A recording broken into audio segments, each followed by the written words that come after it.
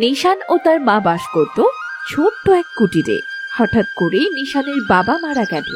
হায় হায় রে, এ আমার কি সর্বনাশ হলো রে। ওরে, আমি সেইবার পথে বসে গেলাম রে। এবার আমাদের কি হবে? হায় বিধাতা, কেন তুমি আমাদের এত বড় শাস্তি দিলে?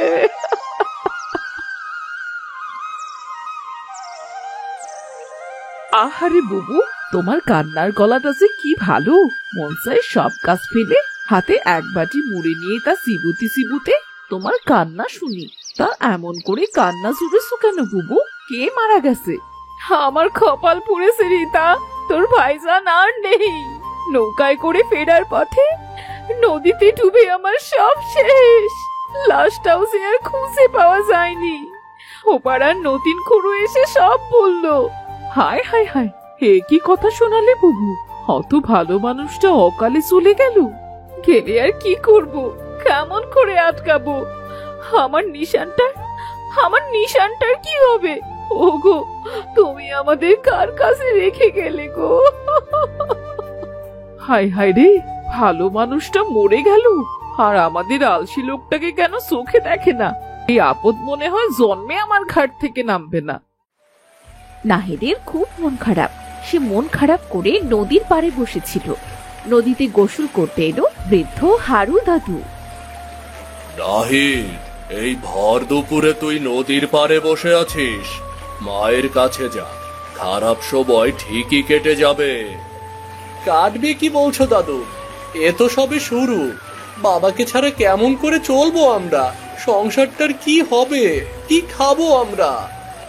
জীব দিয়েছেন যিনি, আহার দেবেন তিনি। এত ভাবিস না। তুই তো তোর মায়ের ভরসা রে। তুই ভেঙে পড়লে চলবে কেন? তুই আমাকেই দেখ, তিন কুলে কেউ নেই, তবুও তো আমার জীবন চলছে নাকি? আমাকে কোনো কাজ দিতে পারবে দাদু? মা বাবাকে বাজার নিয়ে ফিরতে বলেছিল, কিন্তু বাবা তো আর ফিরলো না। 2 দিন হয় ঘরে উনুন জ্বলেনি। নিতিনদের বাগানে বাঁশ কাটাবে শুনেছিলাম, ভালো মজুরিও দেয়। তুই একবার খোঁজ নিতে পারিস। তবে কাল সকালেই কাজ করব। বাঁশ কাটা এমন আর কি কাজ? তা ওদের অমন বাঁশ বাগানটা কেটে সাফ করবে কেন? বুঝলি না, এক পুরুষ কষ্ট করে, আরেক পুরুষ খায়, আরেক পুরুষ না পেয়ে কপাল চাপড়ায়। এই হলো মানুষের 3 পুরুষ। এখন তো ওদের খাওয়ার সময় রে বাবা। তুমি খুব ভালো কথা বলেছ দাদু। তবে আমার এখন কষ্ট করার সময়। এই কষ্ট বাবাও করেছে, আমাকেও করতে হবে। কিন্তু আমার পরের পুরুষদের আর কষ্ট করতে দেব না। চলি গো দাদু।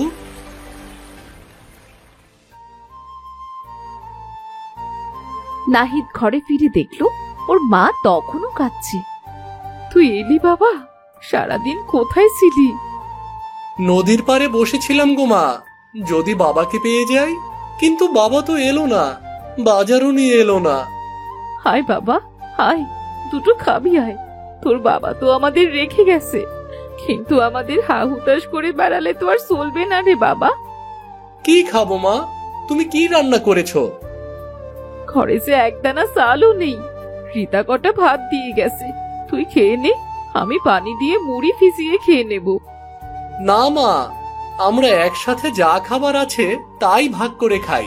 কাল আমি কাজে যাব মা, নিতিন কাকার বাঁশবাগান সাফ করতে।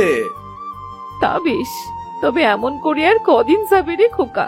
আমাদের ঘরের পেছনের বাঁশবাগানটা সাফ করে ওখানে আমরা সবজি বাগান করব। তোকে পাঠশালায় পাঠাবো। তুই লেখাপড়া শিখলে আমাদের আর কোনো অভাব থাকবে না রে। তা বেশ, তাহলে আমি কাল আমাদের বাঁশবাগানটাই পরিষ্কার করব। বাঁশ বিক্রির যে টাকা পাবো তা দিয়ে বাজার করব, আর বাকি টাকা দিয়ে সবজির বীজ আর কিছু ফলের গাছ কিনে আনবো। ঠিক আছে বাবা, চল এখন খাবি চল। মুখটা শুকিয়ে আমসি হয়ে গেছে। পরদিন সকালে নাহিদ, এই নাহিদ, কাজে যাবে? চল, দুজন মিলে নবীনদের বাঁশগুলো কেটে দিয়ে আসি। না গো দাদু, মা বলেছে আমাদের এই ছোট্ট বাঁশ বাগান কেটে সবজি বাগান করবে। আসলে সংসার তো চালাতে হবে নাকি? তা বেশ, তাহলে তুই বরং বাড়ির কাজে মন দে, আমি যাই। দাদু, একটা কথা জিজ্ঞেস করব তোমাকে। হ্যাঁ, বল না। এখানে প্রায় 30টি বাঁশ আছে। বাজারে বাঁশের দাম কেমন বলতে পারবে? তা তো অনেক দাম রে। 30টি বাঁশ কম করে হলেও 5 থেকে 6,000 টাকা হবে। বলছো কি দাদু, এত টাকা? হ্যাঁ রে নাহিদ, বাঁশের ভালো দাম আছে, কিন্তু তুই যেমন ভাবছিস তেমন কিছুই না। এ বাজারে 5-6 হাজার টাকা কিছুই না রে বাবা। আমি চলি, বেলা হলে আর কাজে নিতে চাইবে না আমাকে, বুঝিস তো, বয়স হয়েছে না। ঠিক আছে দাদু, তুমি সাবধানে যেও। নাহিদ একটা কুড়াল নিয়ে বাঁশ বাগানে গেল। সে যেই না একটি বাঁশে কোড়াল দিয়ে কূপ দিল, অমনি সে কারো কান্নার শব্দ শুনতে পেল।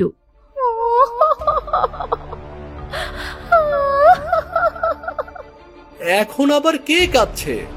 মা কি আবার বাবার জন্য কাঁদছে? কিন্তু এ তো আমার মায়ের কান্নার শব্দ নয়। কে কে কাঁদছে? আমাকে শুনতে পাচ্ছো? আমি তো তোমার সামনেই আছি, আমায় দেখতে পাচ্ছ না? এই তো আমি। তুমি আমায় কাটতে এসেছো, আর তাই তো আমি কাঁদছি। আরে, বাঁশ হয়ে তুমি মানুষের মতো কথা বলছো। তোমার মতো সব গাছ কেন কথা বলে না? আমি বাঁশ নই, আমি এক পেতনি। ওরে মা গো, শেষে কিনা পেতনি এসে জুটলো। ও আরে, তুমি আমার সব কথা তো শোনো। আমি একজন ভালো পেতনি, মানুষের সাহায্য করাই আমার কাজ। কি এক দুষ্টু জাদুকর বহু বছর ধরে আমায় এই বাঁশ বাগানে বন্দি করে রেখেছে। এতদিন অনেক কেঁদেছি, কিন্তু তোমরা কেউ আমার কান্নার শব্দ শুনতে পাওনি। তোমাকে কেন বন্দি করেছে? তুমি তো ভালো পেতনি। কিন্তু জাদুকর ছিল খুবই দুষ্টু। সে সাধারণ মানুষের ক্ষতি করে আনন্দ পেত। একদিন আমি তাকে শাস্তি দিয়েছিলাম, কিন্তু সে না শুধরে বরং আমাকেই বন্দি করে গেছে। তাহলে কেমন করে তোমার মুক্তি হবে? ভালো কাজ করতে পারলে এই জগৎ সংসার থেকে আমার মুক্তি মিলবে। কিন্তু আমি জানি না কেমন করে মানুষকে সাহায্য করব এই বন্দি দশা থেকে। আমার কথা বাদ দাও, তা তুমি কেন বাঁশ কাটতে এসেছো? আমার বাবা মারা গেছে, ঘরে চাল নেই, খাবারও নেই।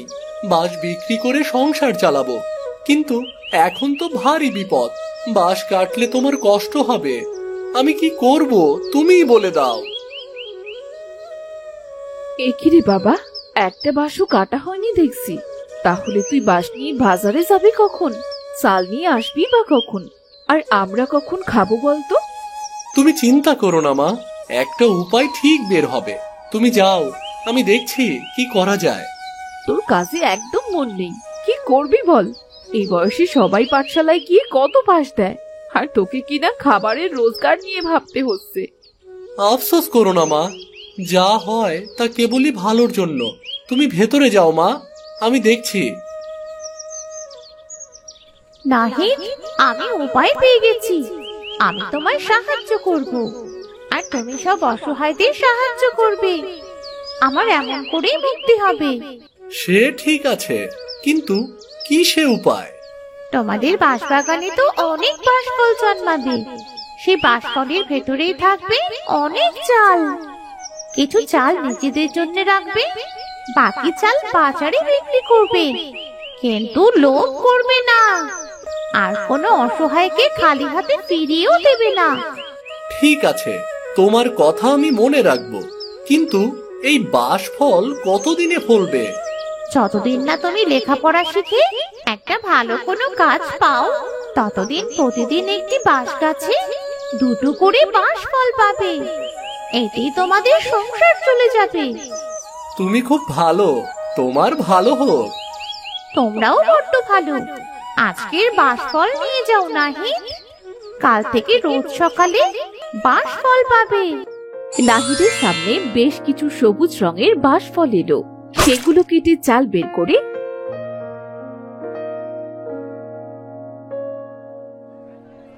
নাহিদ বাজারে গেল। বাবা তো 1 কিলো করে চাল কিনে আনতো, আমি বরং এগুলো বিক্রি করে বাজার করে নিয়ে যাই। মাকে বলবো জমিয়ে রান্না করতে। চাল বিক্রি করে নাহিদ মস্ত এক মাছ আর সবজি নিয়ে বাড়ি ফিরছিল। কিরে নাহিদ, এত বড় মাছ, ঘরে কি কুটুম এসেছে? না দাদু, মা মাছ খেতে বড্ড ভালোবাসে, কিন্তু জানোই তো কতদিন থালায় মাছ পড়েনি। তা তুমি এখানে কাজে যাওনি? না রে, বেলায় গেছি বলে আজ ওরা আমাকে কাজে নিল না। কাজে না গেলে কি খাবে তুমি? গরিবের কষ্ট আর কে বোঝে বলতো? পানি খেয়েই কাটিয়ে দেব। কাল তো ঠিক সময় মতো যাব, কাল আর আমাকে তাড়িয়ে দিতে পারবে না। সে কালকের কথা কালকে ভাবা যাবে। তুমি এখন আমার সাথে চলো, গরম ভাত, সবজি আর মাছ খাবো। চলো দাদু। হারু দাদুকে নিয়ে নাহিদ বাড়ি ফিরে এলো। নাহিদের মা তার জন্য অপেক্ষা করছিল। এলি বাবা, এ কি রে, এত হাট বাজার? ও মা গো, এত বাজার, এত টাকা তুই কোথায় পেলি নাহিদ? সেসব পরে বলবো মা, আগে অতিথি নিয়ে এসেছি, তাড়াতাড়ি রান্না করে খেতে দাও। খুব জোর খিদে পেয়েছে। এক্ষুনি যাচ্ছি বাবা। হারু কাকা, পেট পুড়ে দুটো খেয়েছেও, কিন্তু আমার খোকা কত বড় হয়ে গেছে। রাতে ও মা, দুটো খেতে দাও, সকালে উঠতে হবে, অনেক কাজ আছে। কি এত কাজ আছে? আগে বল, তুই টাকা পেলি কোথায়? ঘরে এত সাল এলো কেমন করে? সব বাঁশ ফলের জন্য মা। আমাদের বাঁশ বাগানে এখন থেকে বাঁশ ফল ফলবে, আর আমরা সেখান থেকেই চাল পাবো। আমাদের আর কোনো কষ্ট থাকবে না মা। বাঁশফল? এসব কি বলছিস তুই? আর বাঁশফলের মধ্যে চাল আসবে কোথা থেকে? সবই বিধাতার দয়া মা, তিনিই মুখ তুলে চেয়েছেন। ও মা, কটা খেতে দাও না।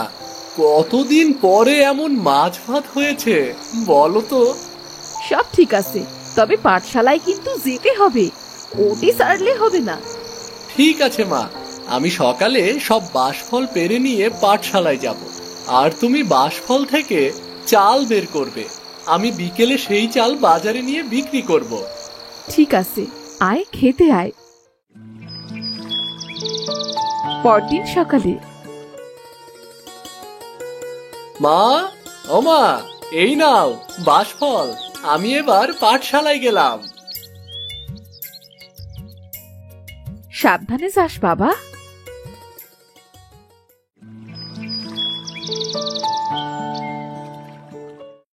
এইভাবে বাঁশফলে চাল পেয়ে সুখে দিন কাটতে লাগলো ওদের।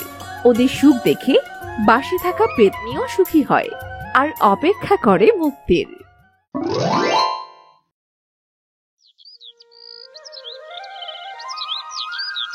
কেয়া আর কলি হলো সৎ বোন। কেয়া যেমন সংসারী আর গোছানো, কলি ততটাই অগোছালো আর ছটফটে। কলি, আয় কলি, কোথায় গেলি রে বোন? কলি, কোথায় যে গেল মেয়েটা? বেলা যে গড়িয়ে গেল। রোজ রোজ ওকে খুঁজতে গিয়ে আমার সে ঘাম ছুটে যায়।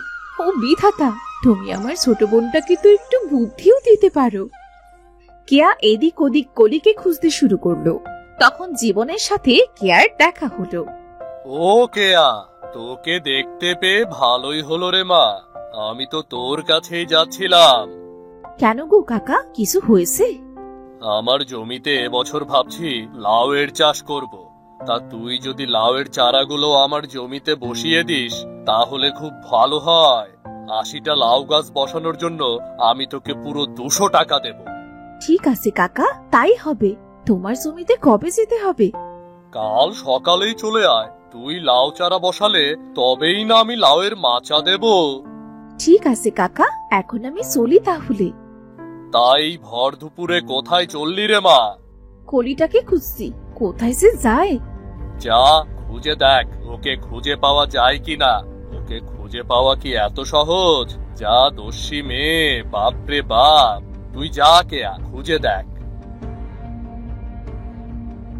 নতুন একটা কাজ পাওয়ার আশায় কেয়া বড্ড খুশি হয়, কিন্তু কলিকে দেখতে না পেয়ে সে চিন্তায় পড়ে যায়।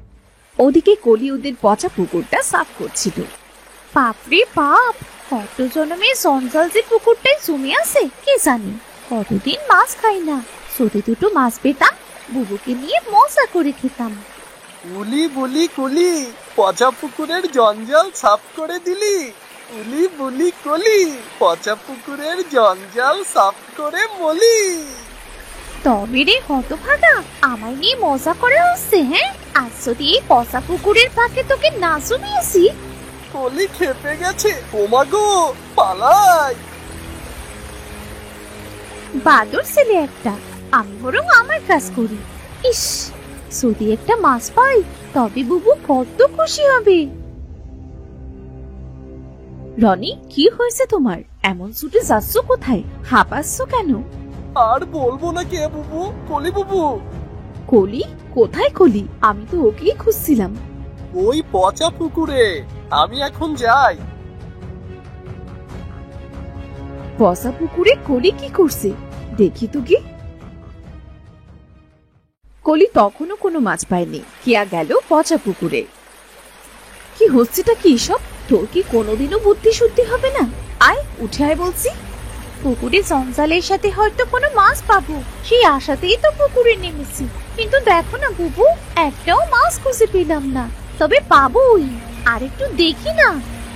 না, ওর বলছি, এই পচা পুকুরে তোকে মাছ খুঁজতে হবে না। আমি কাল হাট থেকে তোর জন্য বেশ কয়েক টুকরো কাটা পোনা নিয়ে আসবো। এখন উঠে আয় বলছি। সত্যি বলছিস বুবু? কতদিন মাছ খায়নি, খুব খিদেও পেয়েছে। যা, আগে নদী থেকে ভালো করে গোসল করে আয়, আমি বাড়ি গিয়ে ভাত বাড়ছি।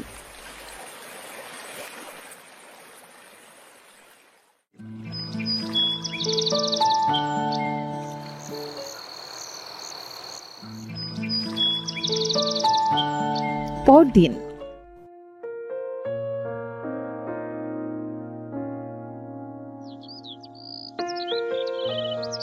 এসেছিস মা? যা, জমিতে সব গাছগুলো বসিয়ে দে দেখি। কিন্তু চাচা, এই জমিতে কি লাউ ভালো জন্মাবে? জমিটা তো খুব খড়খড়ে, একটু নরম জমিতে লাউ ভালো জন্মে। ওসব তোকে ভাবতে হবে না, তুই গাছগুলো পুঁতে দে। এবার বাজারের সকলে আমার জমির লাউ খাবে। লাউ কেমন করে ফলাতে হয় তা এবার আমি দেখিয়ে দেব। কেয়া কোনো কথা না বলে লাউ গাছগুলো যত্ন করে মাটিতে পুঁতে দিল। সব গাছ লাগানো শেষ হয়েছে কাকা, এবার আমার টাকাটা দাও, হাট করে ঘরে ফিরবো। তাই গাছ দুটো ফেলে রাখলি কেন? এগুলো তো লাগানোর জায়গা নেই কাকা। তাছাড়া গাছের পাতাগুলো কেমন হলদে হয়ে গেছে, হয়তো বাঁচবে না। নতুন জমিতে গাছ মরে যাওয়া কি ভালো কথা? তা তো ঠিকই বলেছিস। এই নে তোর টাকা। গাছ দুটো তুই নিয়ে যা, লাউ হলে খাস।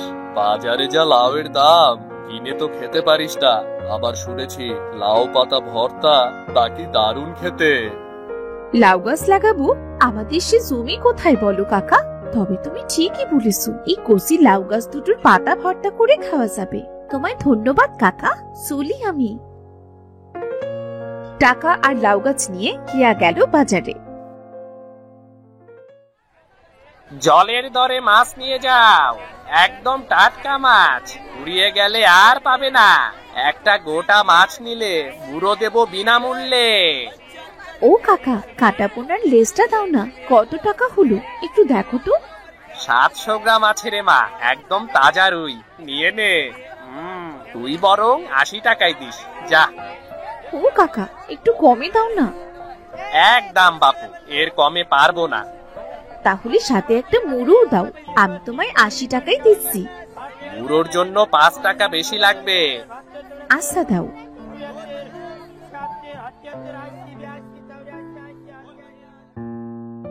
মাছ আর চাল নিয়ে কেয়া খুশি মনে বাড়ি ফিরছিল। ওদিকে কলি তখন রান্না করছিল। ডাল ভাত দুটোই রান্না হয়ে গেছে, এবার বুবু এলে ছটপট মাছের ঝোল করে তবেই পেট পুরে ভাত খাবো। আচ্ছা, মাছ ভাজা বেশি মজা নাকি মাছের ঝোল? বুবুকে বলবো দুটোই রাখতে। বুবু মাছ নিয়ে আসবে তো। এই যে কি করছিস তুই রান্নাঘরে? ওঠ, ওঠ বলছি, তোকে কতবার বলেছি তুই রান্নাঘরে আসবি না। আগুনের আঁচে তোর গায়ের রং তেতে পুড়ে গেলে ভালো কোনো ঘরে তোর বিয়েও দিতে পারবো না। মাছ খেতে চেয়েছি বলে একেবারে বাড়ির বাইরে পাঠিয়ে দেওয়ার মতলব করছিস নাকি বুবু? আমার সাফ কথা, আমি তোকে আর এবারে ছেড়ে কোথাও যাবো না। সে হয়েছে, এ কি রে, ভাত ডাল সব রেঁধে ফেলেছিস? হ্যাঁ বুবু, তুই মাছ আনিসনি? এই দেখ, রুই মাছের মস্ত লেজ, এখান থেকে বেশ কয়েক টুকরো মাছ পাওয়া যাবে। একটা মুড়ো নিয়ে এলাম, এই লাউ পাতাগুলো দিয়ে মুড়ো দিয়ে রাখবো। এত ছোট্ট দুটো গাছ? না না বুবু, তুই বরং মুড়োর ঝোল কর, আমি বরং গাছগুলোকে লাগিয়ে দিই। কোথায় লাগাবি জানিস? লাউ গাছের কতটা জায়গা প্রয়োজন সে আমি বুঝবো। আমাদের পচা পুকুরে গাছ দুটো লাগিয়ে দিব, পানি দেওয়ার কোনো ঝামেলা নেই, জায়গাও কম, সময় মতো লাউ পাতা তুলে বিক্রি করব। ধুর, তাই কখনো হয়? খুব হয়, তুই মাছের ব্যবস্থা কর বুবু, আমি লাউ গাছের ব্যবস্থা করে আসছি। হাস তো পাগলি একটা মেয়ে, কখন যে মাথায় কি চাপে।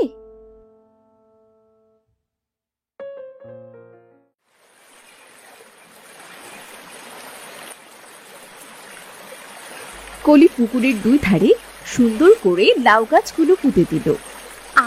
আমাদের লাউ গাছ, এই লাউ গাছই যেন আমাদের সব দুঃখ দূর করে দেয়। হায় হায়, আকাশে যে মেঘ করেছে, বৃষ্টি এলো বুঝি।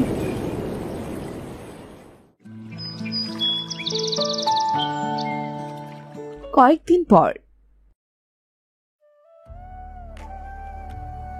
কি রে, কখন থেকে খেতে ডাকছি, চল খাবি আয়। কি রেঁধেছো বুবু? আজ শুধু ধোয়া ওঠা গরম ভাত, কাঁচা লঙ্কা আর নুন, এর চেয়ে বেশি কিছু নেই রে বোন। চল, ভালো করে মেখে দেব, মজা করে খাবি। না না বুবু, আমি নুন লঙ্কা দিয়ে ভাত খাবো না, আমি মাছ তরকারি চাই। অমন জেদ করে না, আজকের মতো খেয়ে নে, কাল কিছু একটা উপায় বের করব। না, আমি কিছুতেই খাবো না।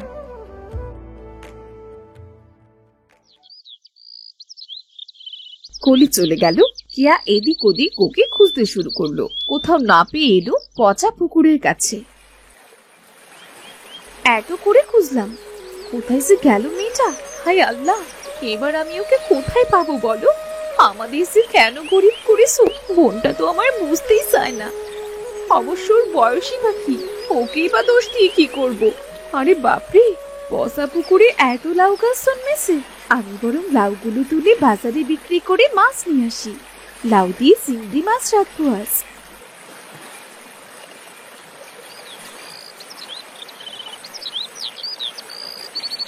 কেয়া আর দেরি না করে লাউ নিয়ে বাজারে গেল।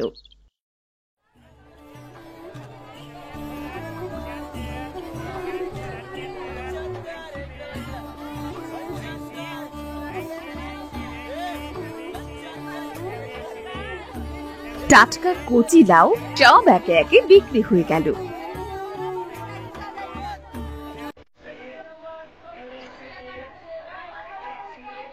চিংড়ি নিয়ে কেয়া ঘরে ফিরছিল। এমন লাউ বিক্রি হলে আমাদের অবস্থাটা কিছুটা হলেও ভালো হবে। আমি যে পুকুরটা কেন ফেলে রেখেছিলাম, এতদিন লাউ চাষ করলে হয়তো আর আমাদের দিন দুঃখে কাটাতে হতো না। কি রে মা, তোর মুখ থেকে যে হাসি সরছে না, হলো কি?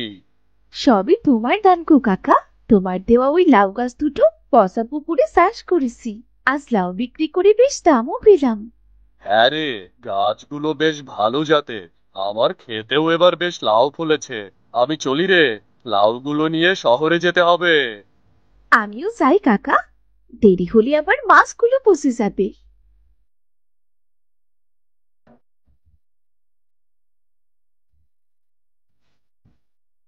কেয়া কড়াইয়ে চিংড়ি মাছ ভাজতে শুরু করতেই তার গন্ধে কলি এসে হাজির হলো। আরে বাপরে, আমি ঠিক জানতাম আমাদের বাড়িতেই মাছ ভাজা হচ্ছে। মাছ কোথায় পেলি বুবু? সব তো তোর জন্যই হয়েছে, পচা পুকুরে লাউ গাছগুলো তো তুই পুঁতেছিলি। জানিস কত লাউ ধরেছে, আর সারা গাছ সাদা সাদা লাউ ফুলে ভরে গেছে। এই লাউ বিক্রি করার টাকায় আমরা ভালোভাবে চলতে পারবো। আমিও সব জানি না বুবু, আমায় শুধু মাছ দিয়ে ভাত খেতে দিলেই হবে। একটা চিংড়ি ভাজা খাই না বুবু? যে কটা ইচ্ছে খা, তোর জন্যই তো সব, তুই তো আমার সোনা বোন। কি মজা কি মজা, তুই খুব ভালো রে বুবু।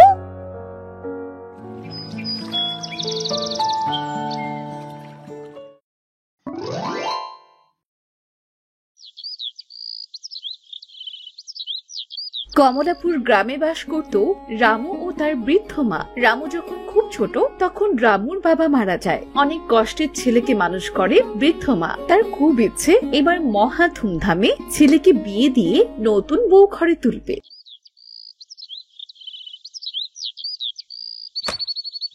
একদিন রামুর মা রামুকে বলল, রামু, বাবা রামু, এই বৃদ্ধ বয়সে আর কত তোকে রান্না করে খাওয়াবো বলতো? বলি এবার তুই একটা বিয়ে করে নে না বাবা, এতে আমার একটু কষ্টটা কমবে। কিন্তু এত তাড়াহুড়োয় মেয়ে কোথায় পাবো মা? না হলে তো আজই বিয়ে করে নিতাম। সত্যি বলছিস বাবা? এতদিন পর তুই বিয়ের জন্য রাজি হলি? তবে আমি খুব খুশি হয়েছি বাবা, মেয়ে আমার দেখাই আছে। এত তাড়াতাড়ি মেয়ে কোথায় পেলে মা? তুমি কি আগে দেখে রেখেছো নাকি?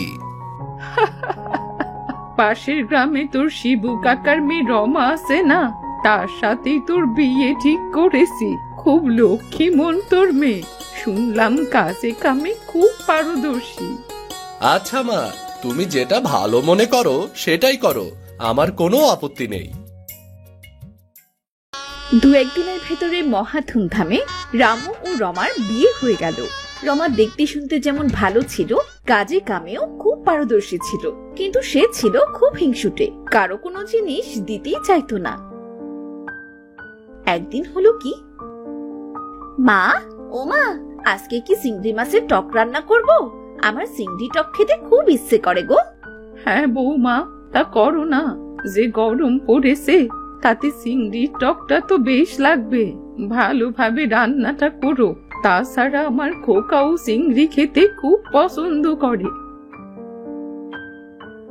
রমা রান্না শেষে তার শাশুড়ি ও স্বামীকে নিয়ে খেতে বসলো।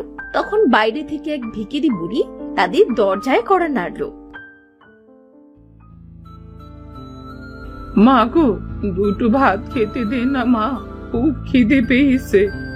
এই এই শুরু হলো, রোজ রোজ এসব ভিখিরির দল যে কোথা থেকে আসে কে জানে। কি হয়েছে হয়েছে ঠিকই? হ্যাঁ, সকাল সকাল এমন চিৎকার করে ডাকছো কেন? দুদিন ধরে কিচ্ছুটি খাইনি রে মা, দে না দুটো খেতে। বৌমা, চিংড়ির টক দিয়ে বুড়িকে দুটো খেতে দাও মা, ওকে বারান্দায় বসতে বলো। সে কি কথা, এত দামি চিংড়ি মাছের টক কিনা ওই ভিখারিকে খেতে দিতে হবে? চিংড়ি আমার এত পছন্দ, এত শখ করে রান্না করেছি। যাও তো যাও, অন্য বাড়ি গিয়ে ভিক্ষে করে খেয়ে নাও। ঠিক আছে মা, আমি অন্য বাড়ি গিয়ে খেয়ে নেব, তবে তোর এই চিংড়ি খাবার শখটা যেন কোনো দিনও না মেটে। যাবি এখান থেকে, বুড়ি ভিখারি একটা, নাকি দেব কষে একটা। ভিখারি হয়ে মুখের ওপর তর্ক করছিস? খুব সাহস হয়েছে দেখছি। না না মা, আর কোনো দরকার নেই, আমি চলে যাচ্ছি মা, আমি চলে যাচ্ছি। বুড়ি অপমানিত হয়ে বাড়ি থেকে চলে গেল। এদিকে রমা ঘরে গেলে তার শাশুড়ি তাকে বলল, কে গো বৌমা, ওই ভিখারিটাকে খাবার দিয়ে এসো তাড়াতাড়ি, কত সময় ধরে বসে থাকবে? বুড়িটা চলে গেছে মা, মানে ওকে তাড়িয়ে দিয়েছি। এই দুটো চিংড়ি মাছ থেকে তাকে কি খেতে দেব বলুন? তাই বললাম অন্য জায়গায় খেতে। সিসি বৌমা, এই তুমি কি করেছো? বাড়িতে এসে কেউ খাবার চাইলে তাকে খেতে দিতে হয়। বুড়িটা খুব ক্ষুধার্ত ছিল মা, এটা তুমি মোটেও ঠিক করনি। আচ্ছা মা, এবার খেয়ে নেন তো দেখি, যা হবার তা হয়েছে, অন্য কোনো দিন না হয় খেতে দেব ক্ষণ। এই বলে রমা একটা চিংড়ি মাছ মুখে দিতেই তার পেটের ভেতরে সাথে সাথে মোচড় দিয়ে ওঠে। এটা কি হলো, আমার পেটের ভেতরে এমন মোচড় দিয়ে উঠলো কেন? কি গো, খাওয়া বাদ দিয়ে এত কি ভাবছো? খেয়ে নাও। না না, কিছু না, এই তো খাচ্ছি। এই বলে চিংড়ি মাছগুলো একটা একটা করে খেতে খেতে সব খেয়ে ফেললো। এ কি বউ, সব চিংড়ি মাছ একা তুমিই খেয়ে ফেললে? মাকে একটাও দিলে না? আহা, সব খেয়ে ফেলেছি। আসলে আমি বুঝতেই পারিনি, মুখে অনেক ভালো লাগলো আর আমিও সব খেয়ে ফেললাম। সমস্যা নেই বৌমা, আমরা এই বেগুন তরকারি দিয়েই খেয়ে নেব। পরদিন সকালে রমা রামুকে বলল, ওগো, তাড়াতাড়ি করে হাটে যাও, আজ অনেকগুলো চিংড়ি কিনে আনো। চিংড়ি মাছ ছাড়া কোনো তরকারি যে জমেই না। এত দামের চিংড়ি মাছ প্রতিদিন কিভাবে আনবো? তুমি এমনি মাছ দিয়েই তরকারি রান্না করো বউ, তাতেই হবে। না না না না, আমার চিংড়ি মাছ চাই চাই। যাও, এক্ষুনি যাও। আমি চিংড়ি ছাড়া মোটেও কিন্তু রান্না করতে পারবো না। হঠাৎ তোমার চিংড়ি মাছের এত নেশা লাগলো কিভাবে বলো তো? জানি না, আমার চিংড়ি মাছ খেতে খুব ইচ্ছে করছে, আর তুমি এক্ষুনি এনে দিবা। আজ টাকা নেই, কাজ করে ফেরার সময় তবেই তোমার জন্য চিংড়ি মাছ আনবো। বের হলাম আমি। ইস রে, চিংড়ি মাছ খেতে না পারলে এখন আমার মাথায় কোনো কাজও করবে না। কোথায় যে পাই এখন চিংড়ি মাছ? আহ, চিংড়ি মাছের কি ঘ্রাণ মনে হচ্ছে! মনে হচ্ছে পাশের বাড়ি থেকে ঘ্রাণটা আসছে। যে করেই হোক, আমাকে ওই চিংড়ি মাছ খেতেই হবে। এই তো, মাছের কাছে বর্তমানে কেউ নেই, আমি নিশ্চিন্তে গিয়ে চিংড়ি মাছগুলো খেতে পারি। রমা চুলার ওপর থেকে চিংড়ি মাছগুলো একটা একটা করে খেয়ে সেখান থেকে তাড়াতাড়ি বাড়ি ফিরে এলো। আহ, নিশ্চিন্তে মাছগুলো খেয়ে বাড়ি ফিরে এসেছি, কেউ দেখেও নি, আর এখন কোনো ভয়ও নেই।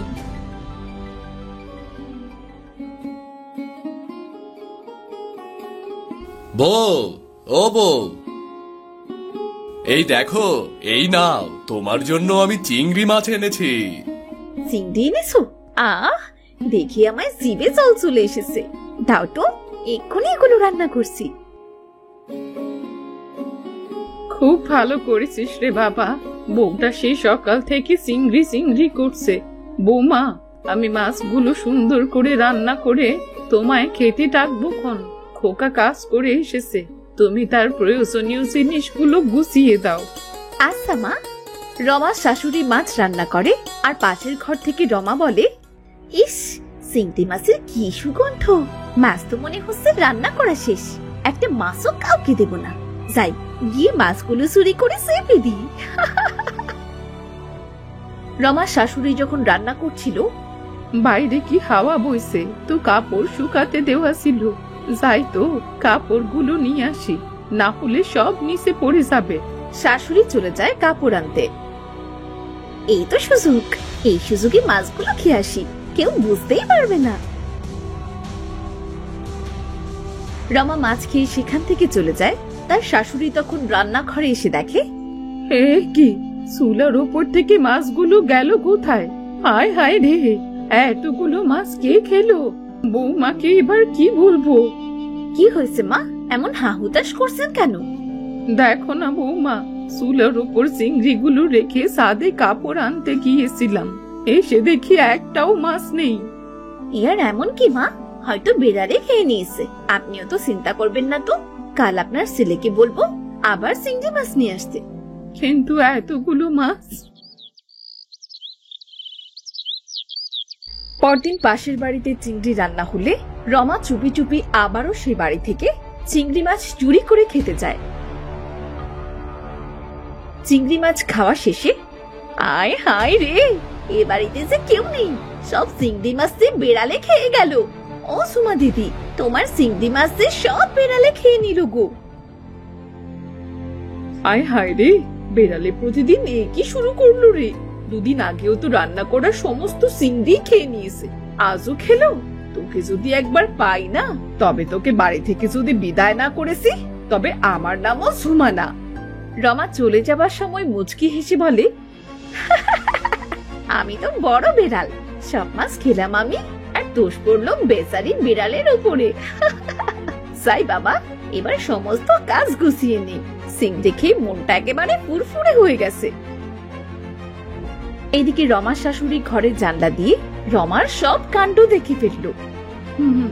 যেটা মনে মনে ভাবছিলাম সেটাই হলো, এ আমার বৌমার কাজ। কথাটা আজই রামুকে বলতে হবে।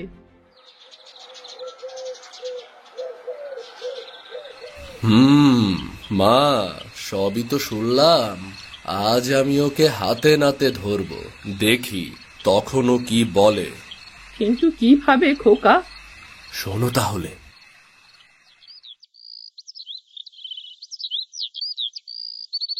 সেদিন রামু হাট থেকে চিংড়ি কিনে আনলো। তা দেখে রমা তো খুব খুশি হলো। আজ এত চিংড়ি এনেছো? এত চিংড়ি আমাদের পুষি সাপ।